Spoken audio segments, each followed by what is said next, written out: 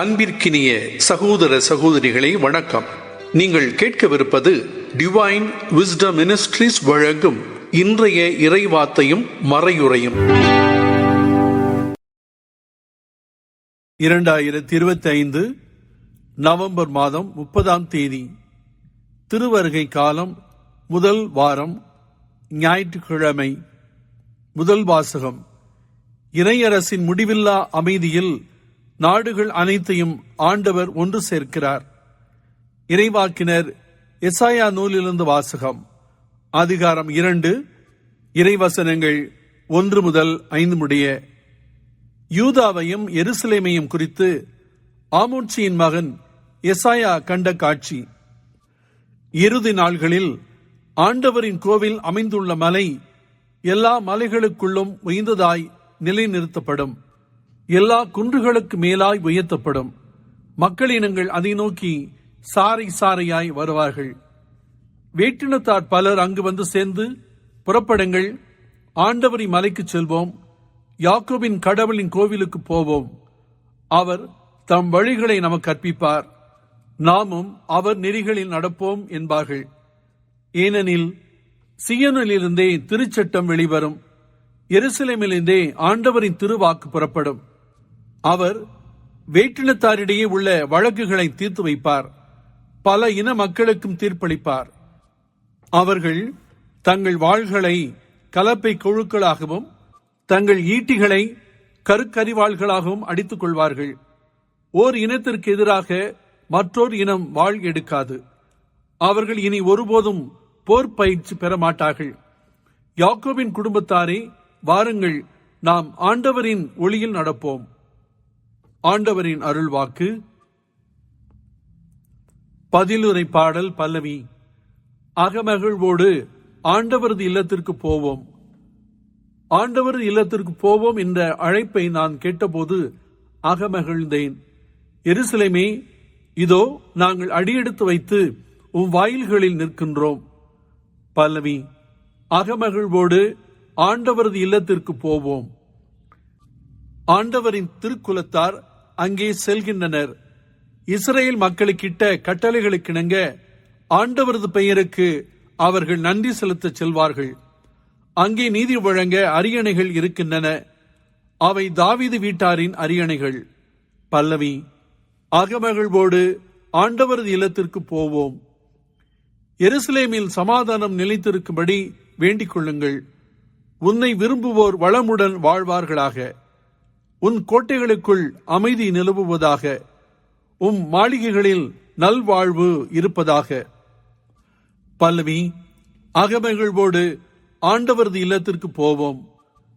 உன்னுள் சமாதானம் நிலவுவதாக என்று நான் என் சகோதரர் சார்பிலும் என் நண்பர் சார்பிலும் உன்னை வாழ்த்துகின்றேன். நம் கடவுளாகிய ஆண்டவரின் இல்லம் இங்கே இருப்பதால் உன்னில் நலம் பெருகும்படி நான் மன்றாடுவேன். பல்லவி. அகமகிழ்வோடு ஆண்டவரது இல்லத்திற்கு போவோம். 2ஆம் வாசகம். நமது மீட்பு மிக அண்மையில் உள்ளது. திருத்துதர் பவுல் ரோமையருக்கு எழுதிய திருமுகத்திலிருந்து வாசகம். அதிகாரம் 13, இறைவசனங்கள் 11 முதல் 14 முடிய. சகோதரர் சகோதரிகளே, இறுதி காலம் இதுவே என அறிந்து கொள்ளுங்கள். உறக்கத்தினின்று விழித்தெழும் நேரம் ஏற்கனவே வந்துவிட்டது. நாம் கிறிஸ்துவின் மேல் நம்பிக்கை கொண்டு போது இருந்ததை விட மீட்பு இப்பொழுது மிக அண்மையில் உள்ளது. இரவு முடிய போகிறது, பகல் நெருங்கி உள்ளது. ஆகவே இருளின் ஆட்சிக்குரிய செயல்களை களைந்துவிட்டு ஒளியின் ஆட்சிக்குரிய படைக்கலன்களை அணிந்து கொள்வோமாக. பகலில் நடப்பது போல மதிப்போடு நடந்து கொள்வோமாக. களியாட்டம், குடிவெறி, கூடா ஒழுக்கம், காமவெறி, சண்டை சச்சரவு ஆகியவற்றை தவிர்ப்போமாக. தீய இச்சைகளை தூண்டும் ஊனியல்பின் நாட்டங்களுக்கு இடம் கொடுக்க வேண்டாம். இயேசு கிறிஸ்துவை அணிந்து கொள்ளுங்கள். ஆண்டவரின் அருள்வாக்கு. நற்செய்திக்கு முன் வாழ்த்தொலி. அல்லேலூயா, அல்லேலூயா. ஆண்டவரே, உமது பேரன்பை எங்களுக்கு காட்டியருளும், உமது மீட்பையும் எங்களுக்கு தந்தருளும். அல்லேலூயா. அன்புள்ள சகோதர சகோதரிகளே, வணக்கம். அனைவருக்கும் நல்வாழ்த்துக்கள். நீங்கள் கேட்கவிருப்பது டிவைன் விஸ்டம் மினிஸ்ட்ரீஸ் வழங்கும் விவிலிய முழக்கம். 2025 நவம்பர் 30 ஞாயிற்றுக்கிழமை, திருவருகை காலத்தின் முதல் ஞாயிறு. ஆண்டவர் உங்களோடு இருப்பாராக. மத்தேயு எழுதிய நற்செய்தியிலிருந்து வாசகம். அதிகாரம் 24, இறைவாக்குகள் 37 தொடங்கி 44 முடிய. அக்காலத்தில் மானிட மகன் வருகையை பற்றி இயேசு தம் சீடரை நோக்கி கூறியது: நோவாவின் காலத்தில் இருந்தது போலவே மானிட மகன் வருகையின் போதும் இருக்கும். வெள்ளப்பெருக்கிற்கு முந்தைய காலத்தில் நோவா பேழைக்குள் சென்ற நாள் வரை எல்லாரும் திருமணம் செய்து கொண்டும் உண்டும் குடித்தும் வந்தார்கள்.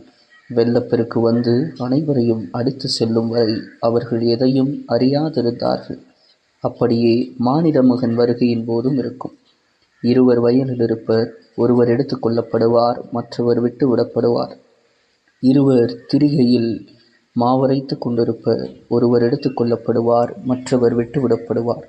விழிப்பாயிருங்கள், ஏனெனில் உங்கள் ஆண்டவர் எந்த நாளில் வருவார் என உங்களுக்கு தெரியாது. இரவில் எந்த காவல் வேளையில் திருடன் வருவான் என்று வீட்டு உரிமையாளருக்கு தெரிந்திருந்தால் அவர் விழித்திருந்து தம் வீட்டில் கன்னமிட விட மாட்டார் என்பதை அறிவீர்கள். எனவே நீங்களும் ஆயத்தமாயிருங்கள், ஏனெனில் நீங்கள் நினையாத நேரத்தில் மானிட மகன் வருவார். ஆண்டவரின் அருள்வாக்கு.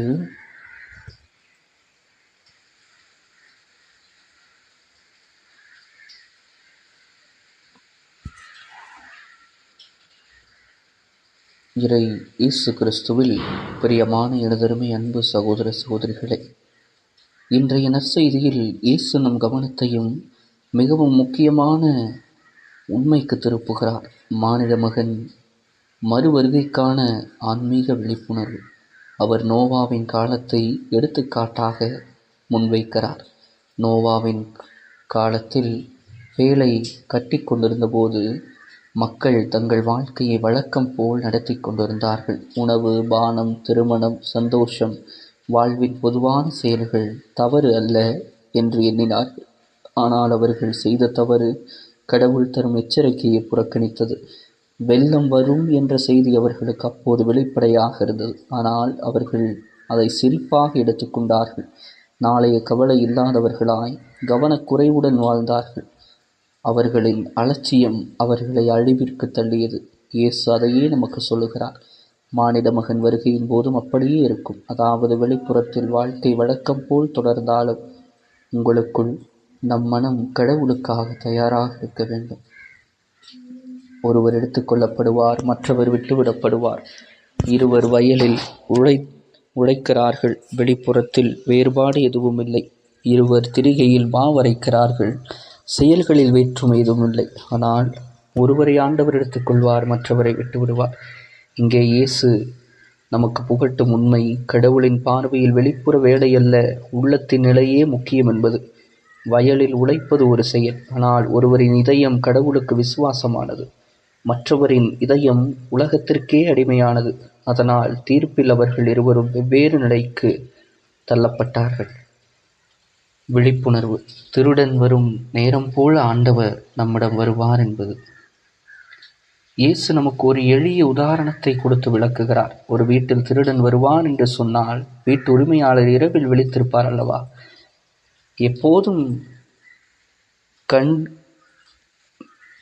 எப்பொழுதுமே அவர் விழிப்பாயிருப்பார். வீடு கன்னமிட விட மாட்டார். நாம் தினசரி வாழ்க்கையில் இவ்வளவு கவனமாக இருக்கிறோம்.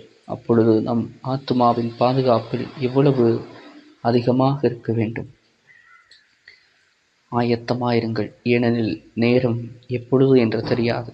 நாம் நினைப்பதெல்லாம் நம் கணக்கில் இல்லாத நேரத்தில் மானிட மகன் வருவார் என்று இயேசு அறிவுறுத்துகிறார். அதனால் கிறிஸ்தவ வாழ்க்கை என்பது பயம் கொண்ட வாழ்க்கை அல்ல, ஆனால் தயாராக இருக்க வேண்டும் என்கிற ஒரே ஒரு வாழ்க்கை. அன்பானவர்களே, மானிட மகன் வருகை திடீரென இருக்கலாம், ஆனால் அது பயமுறுத்தும் நிகழ்வு அல்ல.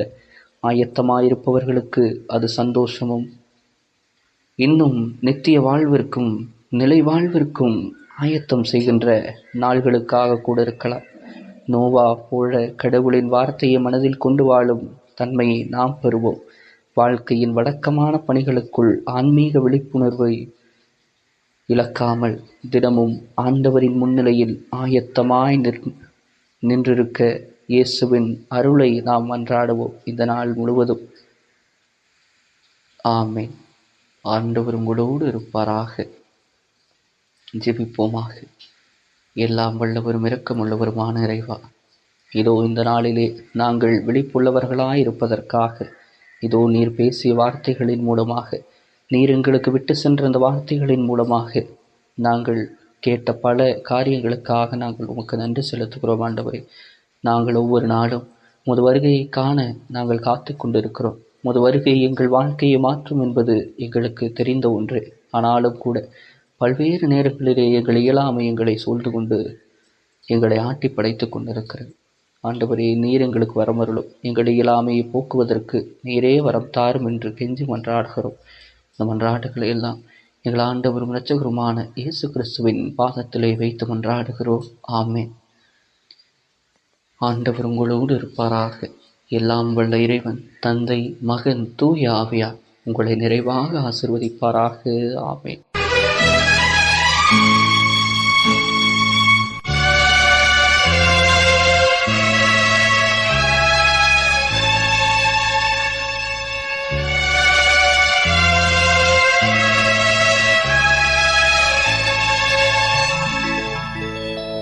மனமே இறைவனில் சங்கமம்,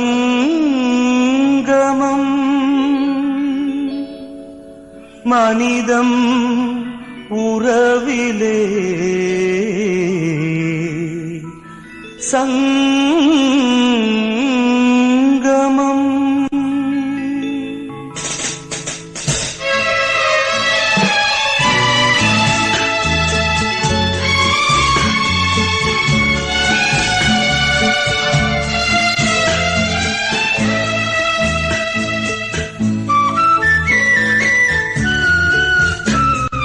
மனமே இறைவனில் சங்கமம், மனிதம் உறவிலே சங்கமம்.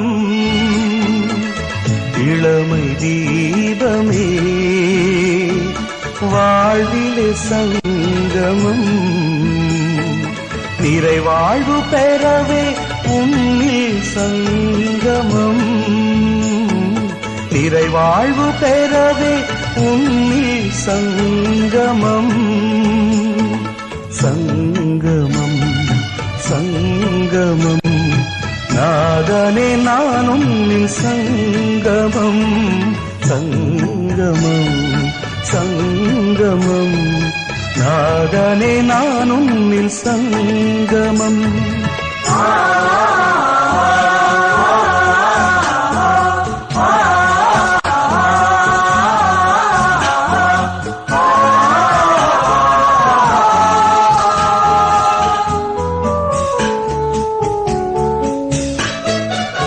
கடல்களே அலைகளில் சங்கமம், கவிஞனே கவிதையில் உன் சங்கமம். மனிதனே இறைவனில் சங்கமம், புனிதனே அயலானில் இறை சங்கமம். சங்கமம் சங்கமம் நாதனே, நான் உன்னில் சங்கமம். சங்கமம் சங்கமம் நாதனே, நான் உன்னில் சங்கமம்.